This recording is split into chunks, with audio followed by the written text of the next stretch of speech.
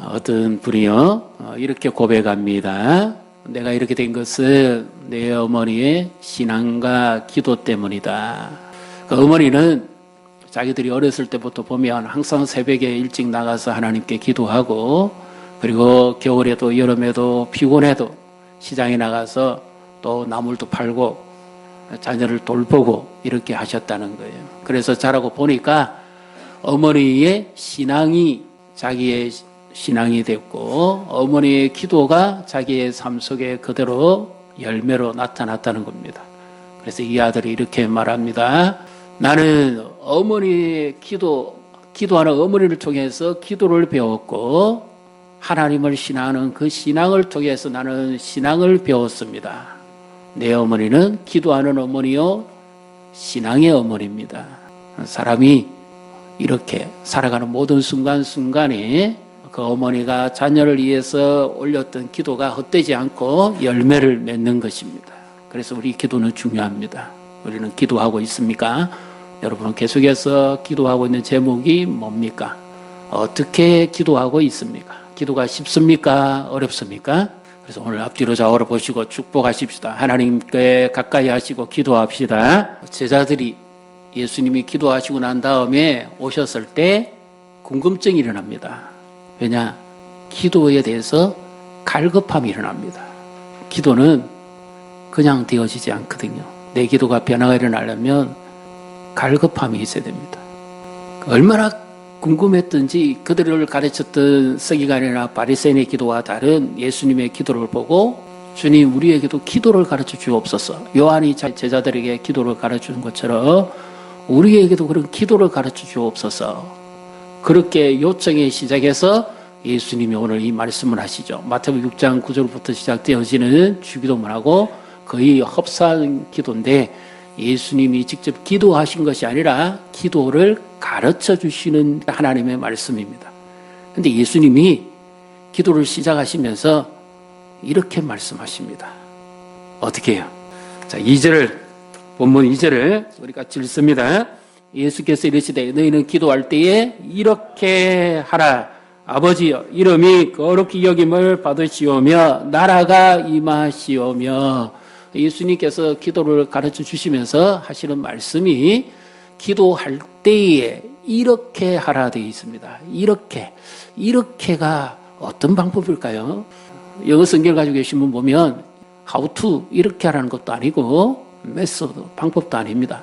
이것을 원문의 의미를 보면 말씀하셨다 이 뜻입니다. 제가요 예전에 동남아 선교지를 방문할 때가 있었습니다. 같이. 그래서 선교서 방문하고 이제 그 지역에 또 그 나라가 숭상하고 있는 여러 종파들을 좀 돌아볼 수 있는 기회가 있었는데요. 그 나라의 대표적인 사찰에 가본 적이 있습니다. 가보니까 이런 내용들이 있더라고요. 사람이 재물을 사가지고 자기가 기도하고 싶은 신에게 가서 기도합니다. 예를 들면 공부를 잘하고 싶다 싶으면 자녀들의 공부나 미래를 말하겠죠. 공부의 신에게 가서 절을 하더라고요. 공부의 신이 있나? 내가 그거 처음 봤습니다. 그 다음에 직장이나 사업 성공을 위해서 하는 사람에게는 직장의 신에게 가서 또 재물을 바치고 기도를 하더라고요. 결혼을 하고 싶은 사람은 결혼을 위해서 신에게 가서 기도를 합니다. 그럼 예수님도 이렇게 하라고 말씀하시지 말고 이런 방법으로 해주시면은 우리가 기도가 얼마나 쉽습니까? 기도가 너무 어렵죠? 예, 특히 초신자들은 기도가 너무 부담이 됩니다. 그리고 우리 학생들이나 젊은 사람들은 기도를 능숙하게 못하게 되면 많이 부담이 된다 그럽니다. 그리고 임직을 앞두고 있는 분들도 보면 제일 부담스러운 게 주일날 내가 기도해야 되는데 어떻게 기도해야 될지는 모르겠다는 부담이 있습니다. 그리고 특히 주일날 어른들이 기도하는 거 들어보면 나는 저렇게 못한대. 기도에 대해서 마음을 닫을 때가 많습니다. 그런데 예수님은 우리의 사정을 잘 아시면 이렇게 기도하라 하지 마시고 좀 더 쉬운 방법으로 그렇게 기도를 가르쳐 주셨으면 얼마나 좋습니까? 근데 예수님이 방법을 말씀하신 것이 아니라 기도에 있어서 아주 중요한 것을 우리에게 말씀하십니다. 기도가 쉽습니까? 어렵습니까? 제일 어려운 이유가 뭐죠? 우리가 왜 기도를 하다가 포기합니까? 기도를 왜 중단합니까? 왜 낙심합니까? 기도가 언제 이루어질 줄 모르기 때문입니다. 그래서 기도를 포기합니다. 기도하던 사람도 기도 안 합니다. 낙심합니다. 근데 예수님은 이런 우리의 사역을 다 하시면서도 이렇게 기도하라고 시작을 하십니다. 2절을 다시 읽습니다. 예수께서 이르시되 너희는 기도할 때 이렇게 하라. 아버지여 이름이 거룩히 여김을 받으시오며 나라가 임하시오며 마태복음 6장 9절에는 하늘에 계신 우리 아버지여 이렇게 시작합니다. 여기서 예수님 우리에게 가르쳐주시고 싶은 것은 그 당시에 요한의 제자들이 배웠던 기도도 아니고 유대인들이 하는 기도도 아닙니다. 하나님 그 아버지가 계시다. 이것을 우리에게 말씀하시기를 원합니다. 우리에게는 가장 좋은 아버지가 계시다. 아버지가 계시다. 그래서 아버지여 이 말입니다. 이 단어는 그 당시에 중동의 조그마한 아이들이 자기 아빠를 부를 때 부르는 칭호와 같습니다. 아빠, 아빠. 친근하게 부르는 아빠. 그래서 하늘에 계신 아버지여. 우리에게는 이와 같은 아버지가 계시다 하는 것을 믿으시기를 바랍니다. 로마서 8장의 15절, 16절 같이 읽습니다. 너희는 다시 무수하는 종의 영을 받지 아니하고 양자의 영을 받았으므로 우리가 아빠, 아버지라고 부르짖느니라. 성령이 친히 우리의 영과 더불어 우리가 하나님의 자녀인 것을 증언하시나니. 아멘. 자, 우리가 개인적으로 예수님을 나의 구주로 믿고 주님으로 받아들이면 우리는 하나님의 자녀가 됩니다. 믿습니까? 이것을 누가 증거한다고요? 성령이 우리 안에서 증거합니다. 그래서 하나님의 자녀가 되고 또 우리가 하나님을 아버지라 부르면 이건 무슨 관계죠? 가족 관계입니다. 예수님은 너희는 고아가 아니야. 하나님의 자녀고 너희에게는 가장 좋으신 아버지가 계신 거야. 아버지. 그 아버지를 여기서 지금 말씀하십니다. 예수님이 왜 하나님을 아버지라 부르라 그렇게 말씀하실까요? 출애굽기 20장 10계명에 보면 아주 중요한 말씀을 하시죠. 너희는 나 여호와 이름을 망령되이 함부로 부르지 말아라. 나 여호와는 너희가 내 이름을 함부로 부르는 자를 결코 죄 없다고 인정하지 아니할 것이다. 이렇게 말씀하신 말씀이 있습니다. 그래서 유대인들은 두려워요. 하나님 이름을 함부로 못 부릅니다. 그래서 하나님의 이름을 부르지 못해요. 극존축으로 바꿔 부르는 거죠. 전능자. 그런데 예수님은 완전히 이것을 깨뜨려 버립니다. 너희에게는 아버지가 계시다. 너희는 하나님 아버지의 사랑받는 자녀다. 이것을 지금 말씀하시는 거거든요. 그렇기 때문에 기도는 우리가 하나님에 대한 지식이 있고 그 바른 믿음에서 해야만 바른 기도가 드려진다는 것을 예수님이 지금 말씀하고 있습니다. 기도의 방법을 말씀하신 것이 아니라 우리의 신앙은 하나님이 어떤 분인가를 아는 지식이 있을 때만 성장합니다. 예수님은 먼저 너희는 이렇게 기도하라 하시고 아버지여, 아빠 이렇게 부르라 그 말이에요. 그래서 친근감 있게. 그리고 우상은 말도 못하고 듣지도 못하고 움직이지도 못하지만 너희 아버지는 살아계시는 인격자다. 이것을 지금 예수님이 말씀하고 있습니다. 그래서 우리가 기도할 때 제일 먼저 우리의 기도를 들으시는 분이 누군지를 바로 알아야만 됩니다. 그분은 가장 좋은 아버지시다. 어느 정도로 그분은 우리에게 좋은 아버지가 될까요? 로마서 8장 32절 우리 같이 읽습니다. 자기 아들을 아끼지 아니하시고 우리 모든 사람을 위하여 내어 주시니가 어찌 그 아들과 함께 모든 것을 우리에게 주시지 아니하겠느냐. 아멘. 좋은 아버지라니까 막연히 추상적으로 그냥 좋은 아버지, 그래 악한 아버지가 아니고 나쁜 아버지는 아니니까 좋은 아버지 이 개념으로 생각하는데 그 의미가 아니고 아들을 내어 주시기까지 가장 좋은 아버지란 말입니다. 죄인인 내가 형벌을 받고 심판을 받아야 되는데 나를 대신해서 그 유일한 아들, 하나님과 똑같은 DNA를 가지신 시적 영광을 가지신 그 아들을 나를 대신해서 내어주신 그 아버지가 계시다 그 말이에요. 이것이 하나님 아버지와 다른 신과 절대적으로 차이 나는 것이고 그 아버지는 이렇게 우리를 사랑하시는 아버지다 하는 것을 거듭 예수님이 지금 말씀하고 있습니다. 그래서 아버지의 사랑받는 자녀다, 상속자다, 기업이 열자다, 가족이다. 너희는 결코 고아가 아니다. 아버지는 가정에서 뭐합니까? 책임을 집니다. 희생합니다. 감당합니다. 하나님이 자녀인 우리를 책임집니다. 사랑합니다. 돌보십니다. 그래서 아버지여 이렇게 부르라. 기도를 먼저 그 하나님을 불러라는 뜻입니다. 불러라. 너희는 내게 부르짖으라가 아니고 불러라. 그분은 살아계신 분이기 때문에 아빠하고 불러란 말이죠. 급하면 아빠 하고 외치고 스마트폰으로 또 부르고 그러지 않습니까? 이처럼 너희는 기도를 시작할 때 그 하나님이 너희를 사랑하는 아버지인 것을 믿고 그 아버지를 불러라. 부르면 내가 내게 응답하겠고 응답하시는 분이라고 하나님이. 마태복음 6장 9절에 보면 예수님이 똑같은 기도를 가르치시면서 한 가지 단어가 더 첨부되죠. 하늘에 계신 우리 아버지여 이렇게 되어 있습니다. 여기 하늘이라는 것은 단순 우리가 사는 땅의 반대 개념의 하늘만을 말하는 것이 아닙니다. 유대인들은 당시에 세 가지 하늘을 생각했습니다. 우리가 살아가는 이 하늘이 있고 그 다음에 성경에 보면 악한 마귀가 공중 권세자가 잡은 둘째 하늘이 있습니다.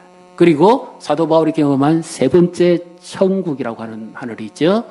결론은 뭐냐면 하늘은 땅의 반대 개념이 아니라 하나님의 통치와 다스림이 있는 하나님의 주권을 의미합니다. 그래서 그 하나님은 온 세상 만물을 다스리시고 통치하시는 왕이라는 거죠. 마태복음에서 주로 왕이신 하나님을 나타내죠. 왕이라는 겁니다. 우리의 삶도 우리의 인생도 미래도 역사도 모든 것을 주관하시는 그 아버지가 계신데 그 아버지는 온 인류의 모든 것을 주관하시고 다스리시는 바로 그와 같은 왕이시다. 이것을 믿고 하나님 아버지를 불러라. 이 말씀을 하십니다. 그리고는 그 아버지의 이름이 거룩히 여김을 받으시오며 이렇게 말씀하죠. 아무리 버릇없는 자식도 아빠 이름을 함부로 부르지는 않습니다. 아빠 이름을 함부로 부르지 않는다는 말의 의미는 그 아버지는 죄인인 우리와는 비교할 수 없는 거룩한 존재이기 때문에 그 아버지 이름을 함부로 부르지 마라 그 말입니다. 아무리 우리가 기도를 시작해도 내가 급한 상황에 처해도 하나님께 대한 존엄과 믿음에 대한 경외심을 가지고 하나님을 찾아야지 하나님을 옆집 아저씨 부르듯이 그렇게 불러서는 안 된다는 거죠. 그래서 하나님 앞에 나아가는 자는 겸손하게 하나님을 불러야 됩니다. 그분은 변함이 없으신 분이고 우리와는 구별되신 분이고 존귀하신 분이기 때문에 그분의 이름을 그렇게 믿음을 가지고 경외심을 가지고 불러라. 이름은 인격이잖아요. 우리의 이름은 우리 자신을 의미합니다. 하나님의 이름은 하나님 자신을 의미합니다. 그래서 함부로 부르지 말라고 말이죠. 그런데 유대인들이 이걸 문자적으로만 오해했는데 예수님은 이것을 완전히 예수님의 방식으로 재해석을 합니다. 우리에게는 가장 좋은 아버지가 계시고 아들을 내어주기까지 사랑하시는 아버지가 계시고 모든 것을 책임지고 다스릴 뿐만 아니라 통치하시는 영원하신 아버지가 계시다. 이것을 믿고 아버지를 불러라.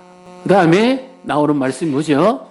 나라가 임하시오며 아버지의 나라가 임하시오며 이렇게 되어 있고요. 나라가 되려면 왕이 있어야 돼, 주권이 있어야 되죠. 그 다음에 영토가 있고 백성이 있어야 됩니다. 하나님께서 기뻐하시는 나라, 그것이 이루어지게 기도하라 그 말입니다. 누가복음에 보면 뜻이 하늘에서 이루어진 것 같이 땅에서도 이루어지다는 말씀이 없습니다. 그런데 마태복음 6장에는 보면 이 말씀이 기록되어 있죠. 이 말씀의 의미는 하나님의 나라가 임하면 하나님의 뜻이 이루어진다는 것을 전제하기 때문입니다. 그래서 하나님 앞에 기도할 때에 아무리 내 생각과 내 계획이 급해도 하나님이 원하시는 것이 무엇인지를 먼저 구하라는 말씀입니다. 이 모습을 가장 잘 보여주시는 분이 누굽니까? 예수님이죠. 예수님이 겟세마네 동산에서 십자가를 앞에 두시고 기도하실 때 자신이 죽어야 되는 그 극한 상황 속에서도 예수님이 어떻게 기도하십니까? 아버지여, 내 뜻대로 마시고 아버지의 뜻대로 이루어지기를 원하나이다. 이것이 예수님 기도 제목이었잖아요. 왜? 아버지의 뜻대로 이루어지는 것이 아버지의 나라가 이루어지기 때문입니다. 그래서 그 하나님을 아는 자만이 그런 사랑이 많고 우리를 책임지고 돌보는 아버지시라는 것을 알고 믿는 자만이 자기의 뜻을 내려놓을 수 있겠죠. 그렇지 않으면 자기 욕망과 자기가 추구하는 것을 계속 고집하고 부르짖겠죠. 아버지가 우리에게, 자녀인 우리에게 얼마나 좋은 것을 주시기를 원하시는지 마태복음 7장, 너희가 악한 자라도 자녀에게 좋은 것을 줄 줄 알거든 하물며 하늘에 계신 너희 아버지께서 구하는 자에게 좋은 것으로 주시지 않겠느냐. 너희가 악인이라도 죄인이라도 그 자녀는 좋은 줄 알고 자녀에게 무엇이 있어야 될 줄을 안다면 하물며 하늘에 계신 가장 좋으신 아버지, 우리를 사랑하시어서 아들까지 주시는 아버지, 그것과 함께 어떤 것도 아끼지 않는 아버지가 그 구하는 자들에게 좋은 것을 주시지 않겠느냐. 그래서 하나님 앞에 자기의 뜻을 내려놓고 자기의 생각을 내려놓고 하나님의 뜻이 먼저 이루어지기를 기도하라는 겁니다. 영어 시험 마치면 선생님으로부터 학습장애라고 하는 이상한 소리가 들릴 정도로 창피를 당합니다. 엄마가 그 소식을 듣고는 가슴이 찢어집니다. 내 아들이 어쩌다가 이런 소리를 들어야 되는지 너무 한계가 왔습니다. 근데 이 아이들이 공부를 왜 못하느냐 하면 그 아이가 좋아하는 건 다른 거기 때문입니다. 댄스에 빠져 있는 거거든요. 24시간 춤을 추래도 그는 희열을 느끼고 기쁨으로 피곤한지도 모르고 춤을 춥니다. 아이돌 대구잖아 애들은 그러잖아요. 그래서 공부를 하라니까 공부하면 몸이 가만히 있지는 않아요. 집중이 안 되니까 졸리기도 하고 피곤하기도 하고 자기는 빨리 댄스 가수가 되고 싶은 거예요. 발이 까딱까딱하고 가만히 있지를 못하니까요. 그래서 이 어머니가 이 아들을 보고는 너무 안타까워서 이렇게 해서는 이 아이는 정말 사회에 나가 적응도 못하겠고 아주 낭패를 보겠다 싶어서 아들을 데리고 기도하러 갑니다. 네가 포기하든지 내가 포기하든지 둘 중에 하나는 포기해야 된다. 하나님의 뜻이 뭔지 한번 물어보자. 그러시면서 어머니가 기도하는 내용을 듣습니다. 그 아들도 자기는 이렇게 해서 스타가 되고 싶은 거예요. 그런데 이제 기도를 마치고 내려오는데 한 목사님을 만납니다. 그 목사님이 이 아이에게 이렇게 말합니다. 너는 공부를 하면 참 잘할 아이다. 너는 크게 쓰임 받을 수 있을 것 같은데 이 말을 해줍니다. 그랬더니 이 아들이 선생님도 그렇고 어느 누구도 자기를 칭찬해 준 사람이 없습니다. 공부 못한다고 놀리기만 했고 엄마도 인정을 안 해줬는데 이 목사님, 처음 보는 목사님이 너는 공부만 하면 잘할 아이 같은데 그 말을 듣고는 용기를 가지고 공부를 해봅니다. 이제 근데 처음부터 공부 잘 안 되죠. 그래도 노력합니다. 그러다가 생각이 바뀌기 시작합니다. 엄마가 기도하는 거 들었다. 하나님, 나도 하나님께 쓰임받게 해주세요. 이 아들을 하나님 책임지고 쓰임받게 해주세요. 그 기도가 어머니 기도였거든요. 근데 그 기도가 계속 자기 깃전에 새겨지고 내리에 새겨지니까 나도 그러면 한번 해봐야 되겠다 하고 공부를 해도 공부 잘 안 되죠. 그래서 하나님께 지혜를 구합니다. 하나님 제게 지혜를 주십시오. 공부를 집중해서 할 수 있는 지혜를 주십시오. 그래서 공부를 하는데 어떻게 하느냐? 찬양을 하고 잠언을 먼저 읽습니다. 잠언을 몇 장씩 읽고 그 다음에 공부를 합니다. 그러니까 이 사회의 공부가 머릿속에 쏙쏙 들어오기 시작합니다. 잠언을 다 읽고 그 다음에 시편을 또 읽고 여러분 기도가 어려우면 찬양을 먼저 하십시오. 그리고 잠언을 읽으십시오. 시편을 계속 읽으십시오. 고백을 하십시오. 그 공부를 했더니 성적이 조금씩 자꾸 오릅니다. 그럴수록 하나님이 나에게 무슨 뜻이 있는가 보다 생각을 가지고 그때부터 댄스는 그만두고 공부에 집중하기 시작합니다. 기도를 통해서 하나님을 만납니다. 이후에 이 아이는 유학을 갑니다. 성공담이 아니라 이 아이는 이런 고백을 합니다. 나는 어머니를 통해서 기도를 배웠다. 기도의 능력을 체험한 겁니다.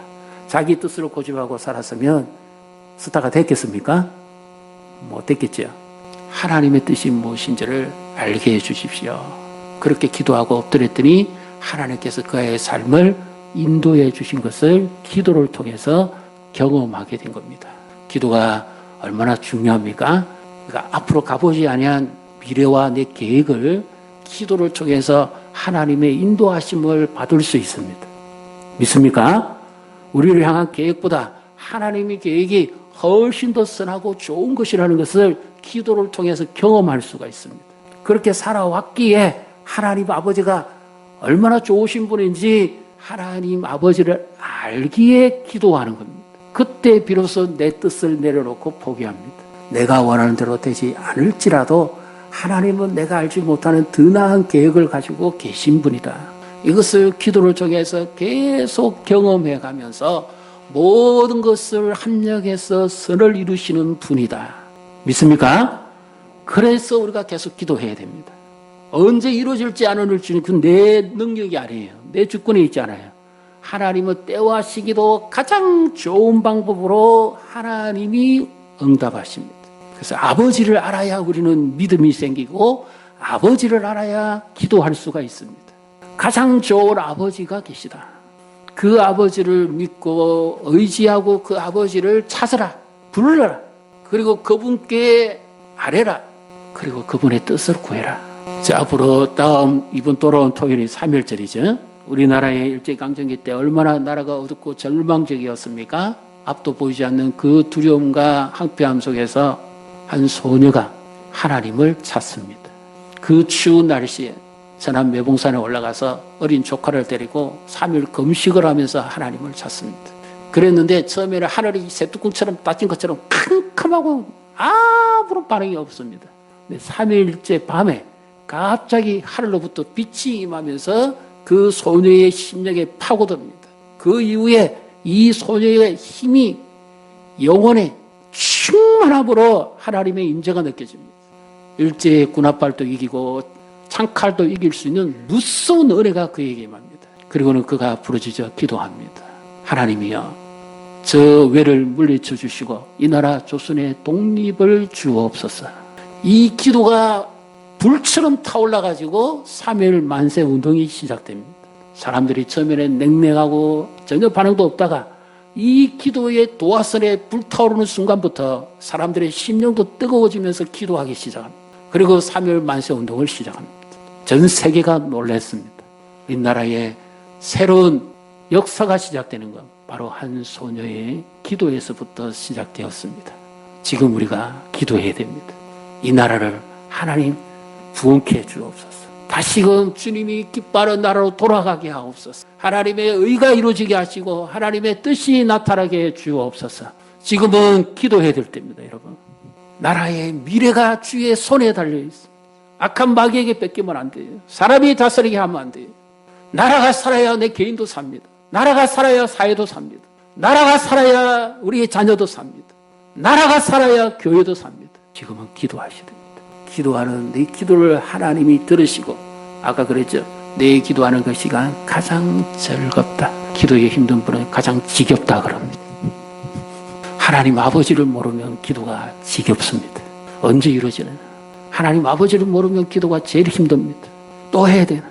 그 아버지를 알면 아빠, 오늘도 왔어요. 아빠, 하나님을 찾습니다. 늘 쓴 곳에서 기도하십시오. 하나님, 저의 생각은 이렇습니다. 하나님의 뜻은 뭡니까? 하나님, 우리의 생각은 이렇습니다. 하나님의 뜻은 뭡니까? 묻고 찾아야 됩니다. 가장 좋은 것 주시기를 원하시는 아버지, 그 아버지가 우리 아버지입니다.